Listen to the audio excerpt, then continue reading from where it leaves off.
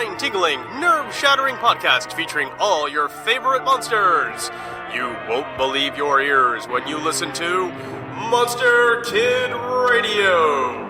Here are your hosts, Derek M. Cook, and his ever-rotating stable of guests discuss your favorite classic and sometimes not-so-classic monster movies.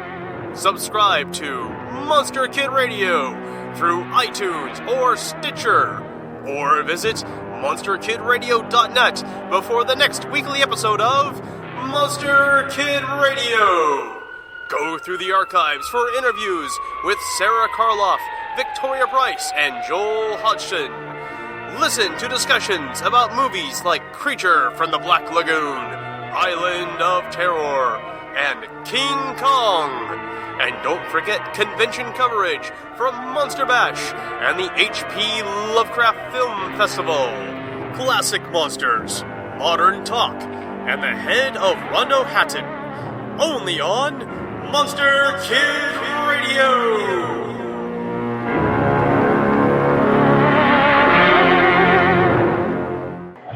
Welcome to week 2 of Black Clock Audio Tales. Halloween, October, Spooktacular, or whatever the hell we're calling it this year.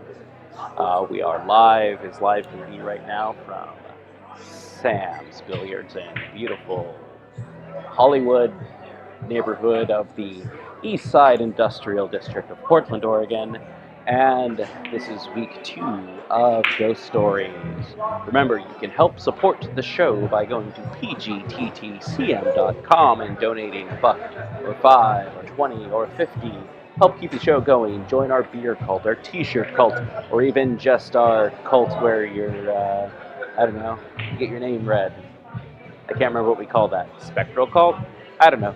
Go to pgttcm.podbean.com and become a patron of the show. And hey, why not check out our final show of the Tuesdays of the month, People's Guide to the Cthulhu Mythos, with me. Who knows who the guest will be? Will it be Ken Hite? Will it be Rodney Anonymous of the Dead Milkman? Who knows? It's crazy to say. We love you. You love us. Thank you so much for listening and donating and helping the show grow. Subscribe. Tell your friends about it. Podbean, Stitcher, Apple Podcasts, Google Play, I don't know what's out there. Rate, review, 5-star given, high five. The Trial for Murder by Charles Dickens. I have always noticed a prevalent want of courage, even among persons of superior intelligence and culture, as to imparting their own psychological experiences when those have been of a strange sort.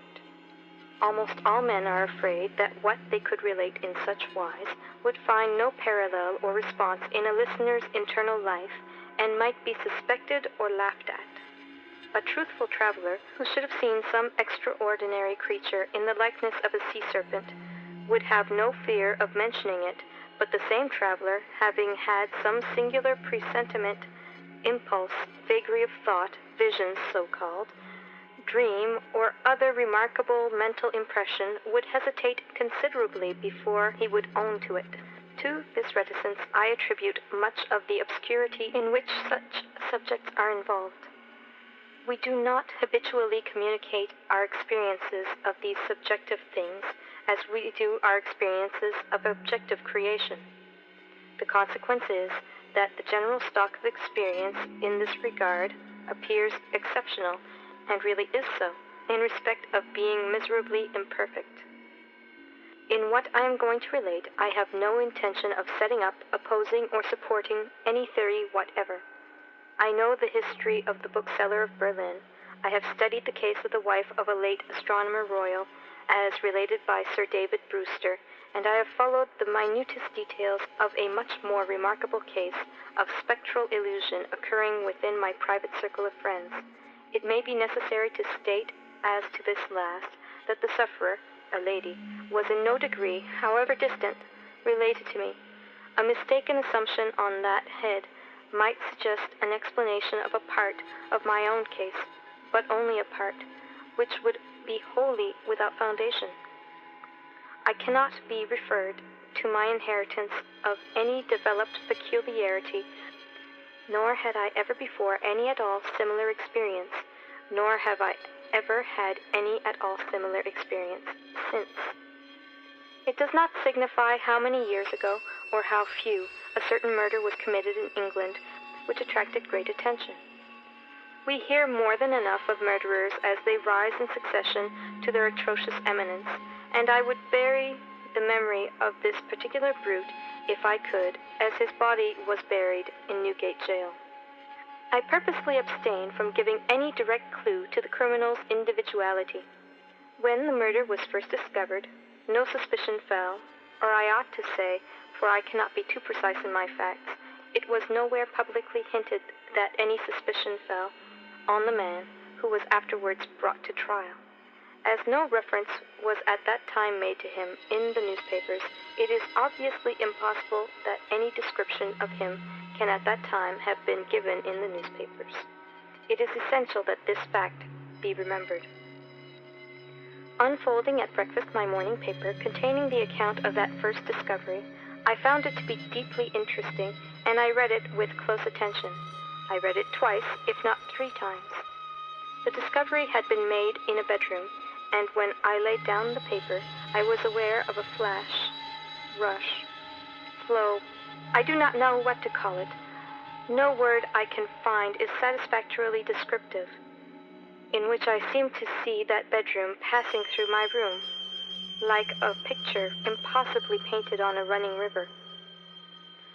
Though almost instantaneous in its passing, it was perfectly clear, so clear that I distinctly, and with a sense of relief, observed the absence of the dead body from the bed.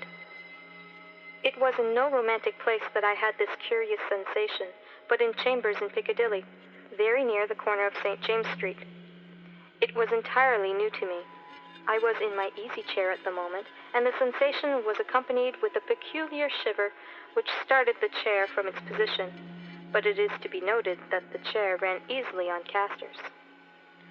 I went to one of the windows, there are 2 in the room, and the room is on the 2nd floor, to refresh my eyes with the moving objects down in Piccadilly. It was a bright autumn morning, and the street was sparkling and cheerful. The wind was high. As I looked out, it brought down from the park a quantity of fallen leaves, which a gust took and whirled into a spiral pillar. As the pillar fell and the leaves dispersed, I saw 2 men on the opposite side of the way, going from west to east. They were one behind the other. The foremost man often looked back over his shoulder. The second man followed him at a distance of some 30 paces, with his right hand menacingly raised. First, the singularity and steadiness of this threatening gesture in so public a thoroughfare attracted my attention, and next, the more remarkable circumstance that nobody heeded it. Both men threaded their way among the other passengers with a smoothness hardly consistent even with the action of walking on a pavement, and no single creature, that I could see, gave them place, touched them, or looked after them. In passing before my window, they both stared up at me. I saw their 2 faces very distinctly, and I knew that I could recognize them anywhere. Not that I had consciously noticed anything very remarkable in either face, except that the man who went first had an unusually lowering appearance, and that the face of the man who followed him was of the color of impure wax. I am a bachelor, and my valet and his wife constitute my whole establishment. My occupation is in a certain branch bank, and I wish that my duties as head of a department were as light as they are popularly supposed to be. They kept me in town that autumn when I stood in need of change. I was not ill, but I was not well. My reader is to make the most that can be reasonably made of my feeling jaded, having a depressing sense upon me of a monotonous life, and being slightly dyspeptic. I am assured by my renowned doctor that my real state of health at that time justifies no stronger description, and I quote his own from his written answer to my request for it. As the circumstances of the murder gradually unraveling took stronger and stronger possession of the public mind, I kept them away from mine by knowing as little about them as was possible in the midst of the universal excitement. But I knew that a verdict of willful murder had been found against the suspected murderer, and that he had been committed to Newgate for trial. I also knew that his trial had been postponed over 1 sessions of the Central Criminal Court on the ground of general prejudice and want of time for the preparation of the defense. I may further have known, but I believe I did not, when, or about when, the sessions to which his trial stood postponed would come on. My sitting room, bedroom, and dressing room are all on one floor. With the last, there is no communication but through the bedroom. True, there is a door in it, once communicating with the staircase, but a part of the fitting of my bath has been, and had been then for some years, fixed across it. At the same period, and as a part of the same arrangement, the door had been nailed up and canvassed over. I was standing in my bedroom late one night, giving some directions to my servant before he went to bed. My face was towards the only available door of communication with the dressing room, and it was closed. My servant's back was towards that door. While I was speaking to him, I saw it open and a man look in, who very earnestly and mysteriously beckoned to me. The man was the man who had gone second from the 2 along Piccadilly, and whose face was of the color of impure wax. The figure, having beckoned, drew back and closed the door. With no longer pause than was made by my crossing the bedroom, I opened the dressing-room door and looked in. I had a lighted candle already in my hand. I felt no inward expectation of seeing the figure in the dressing-room, and I did not see it there. Conscious that my servant stood amazed, I turned round to him and said, "Derek, could you believe that in my cool senses I fancied I saw a—" As I there laid my hand upon his breast, with a sudden start he trembled violently and said, "Oh, Lord, yes, sir, a dead man beckoning." Now, I do not believe that this John Derek, my trusty and attached servant for more than 20 years, had any impression whatever of having seen such a figure until I touched him. The change in him was so startling when I touched him that I fully believe he derived his impression in some occult manner from me at that instant. I bade John Derek bring me some brandy, and I gave him a dram, and was glad to take one myself. Of what had preceded the night's phenomenon, I told him not a single word. Reflecting on it, I was absolutely certain that I had never seen that face before, except on the one occasion in Piccadilly. Comparing its expression when beckoning at the door with its expression when it had stared up at me as I stood at my window, I came to the conclusion that on the first occasion it had sought to fasten itself upon my memory, and on the second occasion it had made sure of being immediately remembered. I was not very comfortable that night, though I felt a certainty, difficult to explain, that the figure would not return. At daylight I fell into a heavy sleep, from which I was awakened by John Derrick's coming to my bedside with a paper in his hand. This paper, it appeared, had been the subject of an altercation at the door between its bearer and my servant.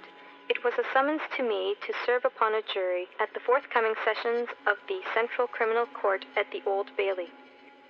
I had never before been summoned on such a jury, as John Derrick well knew. He believed, I am not certain at this hour whether with reason or otherwise, that class of jurors were customarily chosen on a lower qualification than mine, and he had at first refused to accept the summons. The man who served it had taken the matter very coolly. He said that my attendance or non-attendance was nothing to him. There the summons was, and I should deal with it at my own peril and not at his. For a day or two I was undecided whether to respond to this call or take no notice of it. I was not conscious of the slightest mysterious bias, influence, or attention one way or another. Of that I am as strictly sure as of every other statement that I make here. Ultimately I decided, as a break in the monotony of my life, that I would go.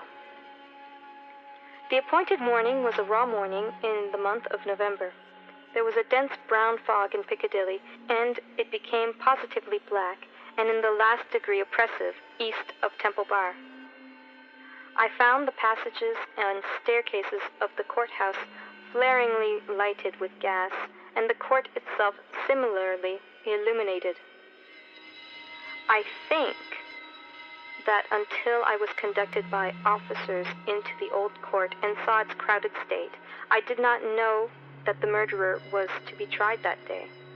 I think that until I was so helped into the old court with considerable difficulty, I did not know into which of the two courts sitting my summons would take me. But this must not be received as a positive assertion, for I am not completely satisfied in my mind on either point.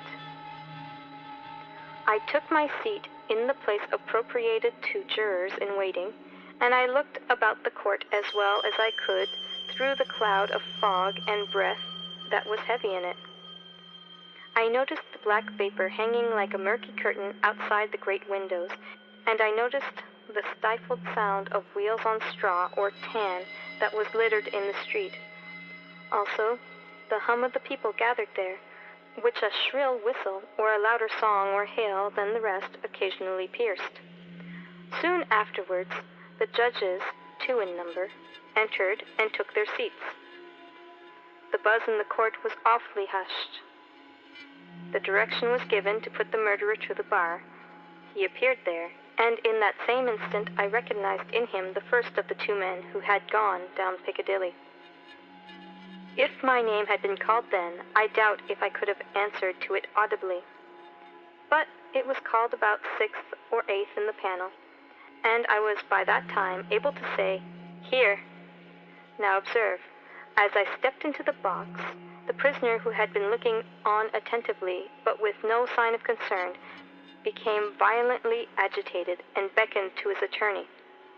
The prisoner's wish to challenge me was so manifest that it occasioned a pause, during which the attorney, with his hand upon the dock, whispered with his client and shook his head. I afterwards had it from that gentleman that the prisoner's first affrighted words to him were, "At all hazards, challenge that man!" But that as he could give no reason for it, and admitted that he had not even known my name until he heard it called and I appeared, it was not done. Both on the ground already explained, that I wished to avoid reviving an unwholesome memory of that murderer, and also because a detailed account of his long trial is by no means indispensable to my narrative, I shall confine myself closely to such incidents in the 10 days and nights during which we, the jury, were kept together, as directly bear on my own curious personal experience. It is to that, and not to a page of the Newgate calendar, that I beg attention. I was chosen foreman of the jury. On the second morning of the trial, after evidence had been taken for 2 hours, I heard the church clock strike. Happening to cast my eyes over my brother jurymen, I found an inexplicable difficulty in counting them. I counted them several times, yet always with the same difficulty. In short, I made them one too many. I touched the brother juryman whose place was next me, and I whispered to him, "Oblige me by counting us." He looked surprised by the request, but turned his head and counted. "Why," says he suddenly, "we are but no, that is not possible. No, we are 12. According to my counting that day, we were always right in detail, but in the gross we were always one too many. There was no appearance, no figure to account for it, but I had an inward foreshadowing of the figure that was surely coming. The jury were housed at the London Tavern. We all slept in one large room on separate tables, and we were constantly in the charge and under the eye of the officer sworn to hold us in safekeeping. I see no reason for suppressing the real name of that officer. He was intelligent, highly polite and obliging, and, I was glad to hear, much respected in the city. He had an agreeable presence, good eyes, enviable black whiskers, and a fine sonorous voice. His name was Mr. Harker. When we turned into our 12 beds at night, Mr. Harker's bed was drawn across the door. On the night of the second day, not being disposed to lie down, and seeing Mr. Harker sitting on his bed, I went and sat beside him and offered him a pinch of snuff. As Mr. Harker's hand touched mine in taking it from my box, a peculiar shiver crossed him, and he said, "Who is this?" Following Mr. Harker's eyes and looking along the room, I saw again the figure I expected, the second of the two men who had gone down Piccadilly. I rose and advanced a few steps, then stopped and looked round at Mr. Harker. He was quite unconcerned, laughed, and said in a pleasant way, "I thought for a moment we had a 13th juryman without a bed, but I see it is the moonlight." Making no revelation to Mr. Harker, but inviting him to take a walk with me to the end of the room, I watched what the figure did. It stood for a few moments by the bedside of each of my 11 brother jurymen, close to the pillow. It always went to the right-hand side of the bed and always passed out, crossing the foot of the next bed. It seemed, from the action of the head, merely to look down pensively at each recumbent figure. It took no notice of me or of my bed, which was the nearest to Mr. Harker's. It seemed to go out where the moonlight came in, through a high window, as by an aerial flight of stairs. Next morning, at breakfast, it appeared that everybody present had dreamed of the murdered man last night, except myself and Mr. Harker. I now felt as convinced that the second man who had gone down Piccadilly was the murdered man, so to speak, as if it had been borne into my comprehension by his immediate testimony. But even this took place, and in a manner for which I was not at all prepared. On the 5th day of the trial, when the case for the prosecution was drawing to a close, a miniature of the murdered man, missing from his bedroom upon the discovery of the deed, and afterwards found in a hiding place where the murderer had been seen digging, was put in evidence. Having been identified by the witness under examination, it was handed up to the bench, and thence handed down to be inspected by the jury. As an officer in a black gown was making his way with it across to me, the figure of the second man, who had gone down Piccadilly, impetuously stared from the crowd, caught the miniature from the officer, and gave it to me in his own hands, at the same time saying in a low and hollow tone, before I saw the miniature, which was in a locket, "I was younger then, and my face was not then drained of blood." It also came between me and the brother juryman, to whom I would have given the miniature, and between him and the brother juryman, to whom he would have given it, and so it passed on through the whole of our number, and back into my possession. Not one of them, however, detected this.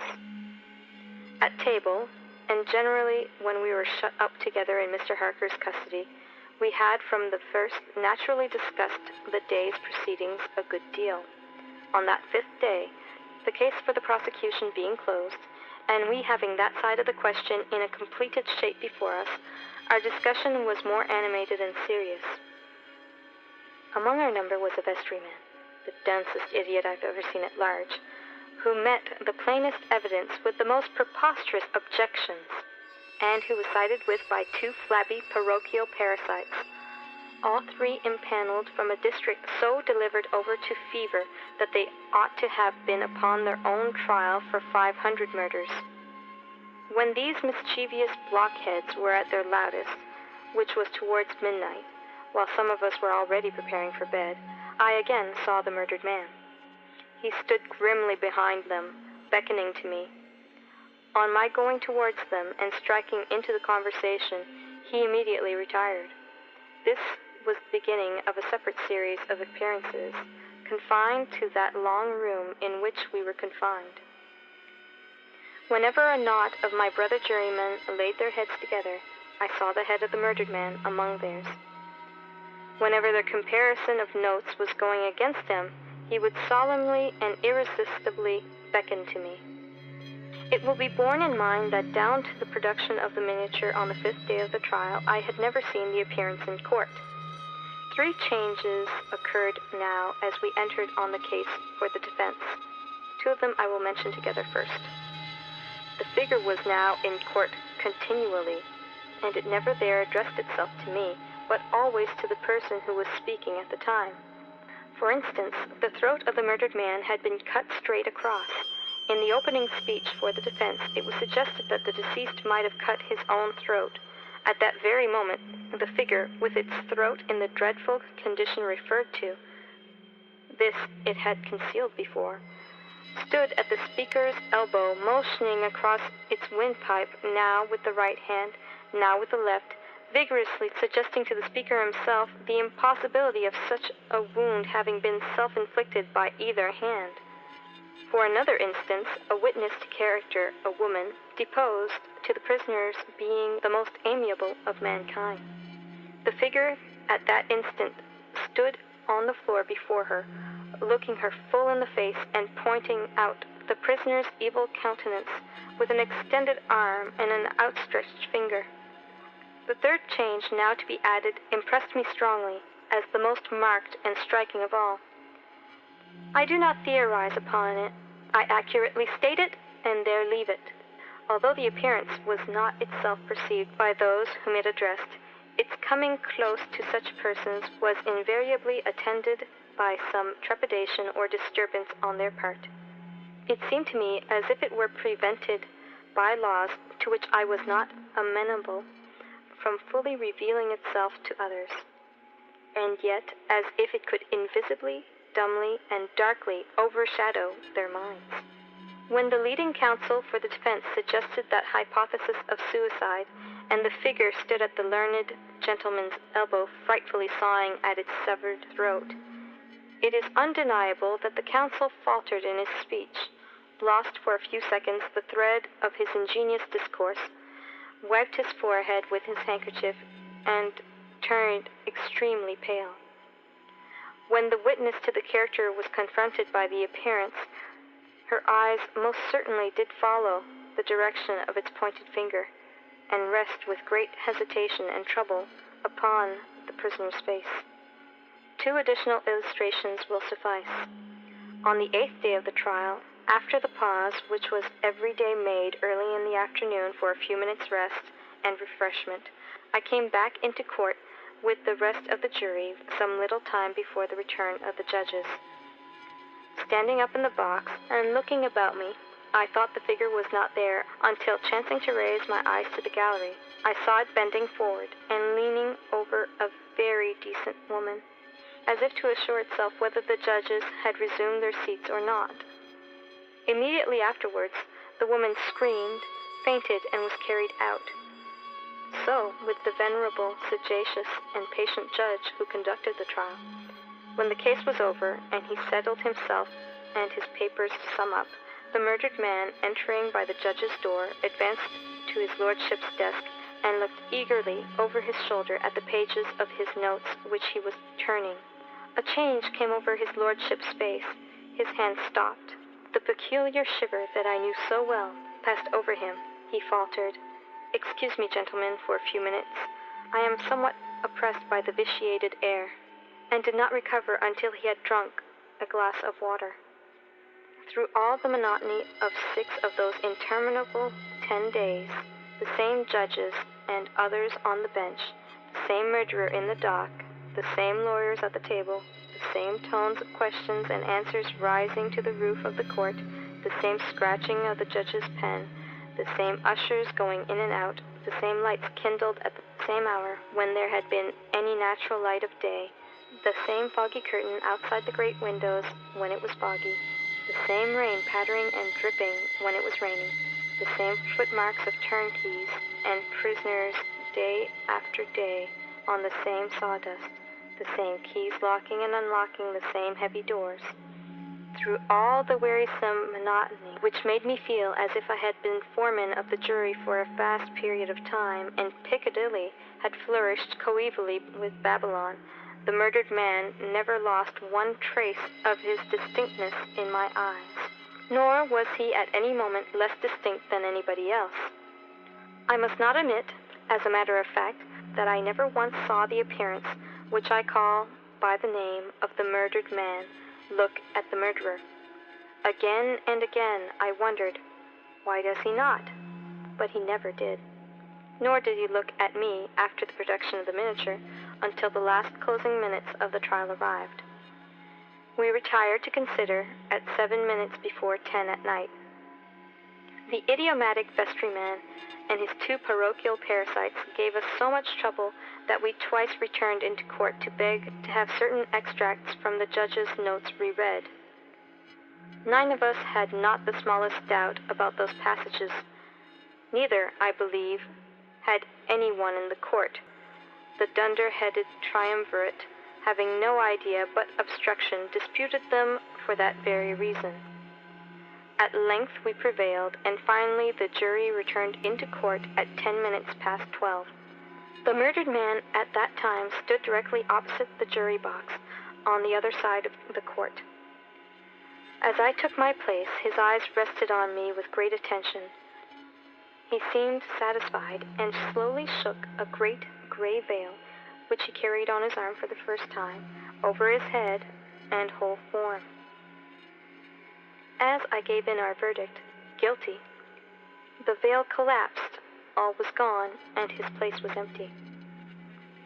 The murderer, being asked by the judge, according to usage, whether he had anything to say before sentence of death should be passed upon him, indistinctly muttered something which was described in the leading newspapers the following day as a few rambling, incoherent, and half-audible words, in which he was understood to complain that he had not had a fair trial because the foreman of the jury was prepossessed against him. The remarkable declaration that he really made was this: "My lord, I knew I was a doomed man when the foreman of my jury came into the box. My lord, I knew he would never let me off, because before I was taken, he somehow got to my bedside in the night, woke me, and put a rope round my neck." End of The Trial for Murder by Charles Dickens.